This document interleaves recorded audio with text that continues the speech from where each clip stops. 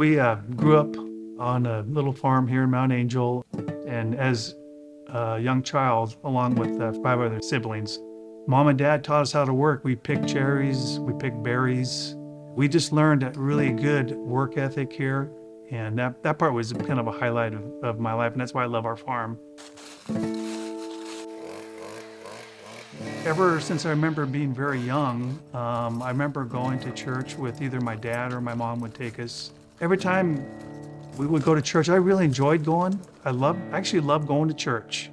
And it was a Catholic church, St. Mary's. And I was thinking about when I was young, just looking up at the front where the altar was, there's a crucifixion of Jesus with Jesus on the cross there. And I always looked at that when I was young and contemplated. I didn't really understand what Jesus did on the cross.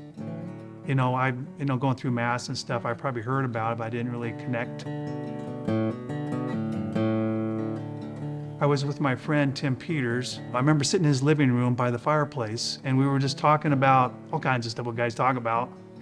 And then we got on the conversation of talking about Jesus and him dying for us, Jesus dying on the cross.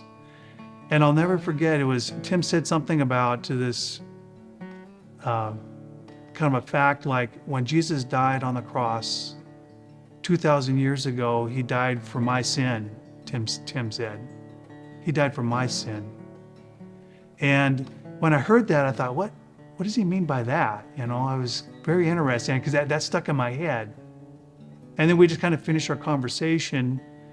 And then I remember just leaving his house, and I got in my car and drove back here to the farm. And I remember just walking upstairs to my bedroom in the upstairs of the big farmhouse. And I was just contemplating, Jesus, if you died for Tim Peters 2,000 years ago. Is it possible you could have died for me, Tom Aman, 2,000 years ago? And I just thought about that, and then it was like the presence of the Holy Spirit came into my room. My room actually lit up, and the Holy Spirit just drenched me with his love and his forgiveness.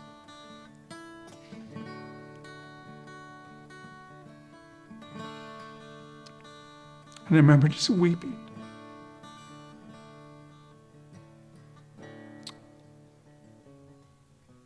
I wept because Jesus died for Tom Aman 2,000 years ago.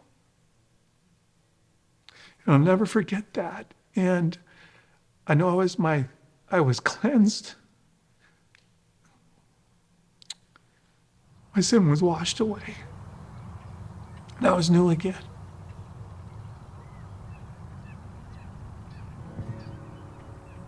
I felt like God was going to start using me, even at a young age, 18 years old.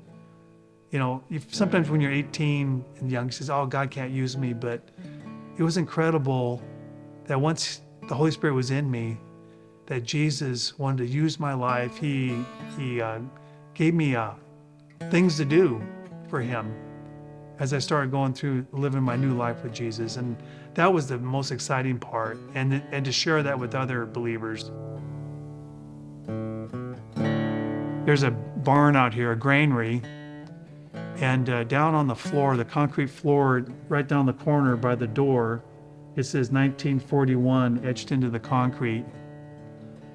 And I just thought about that. So his dad worked this farm, he worked the land, he loved the land, he loved his family. But guess what? In 1988, he passed away. He left it all behind. But I just realized that everything we have is temporal here, and God allows us to live on this earth. He allows us to use the gifts he's given us, the tools, the homes, the work. But it's all temporal. What matters is what we do for Jesus, the things we do to point people to Jesus. That's what lasts for eternity. Remember, store up for yourselves treasures in heaven where moth and rust will not destroy. And that's kind of what as I'm getting older now, I'm further down the line, That's really what my heart's about, is to share the love of Jesus with people, 'cause that's all that matters.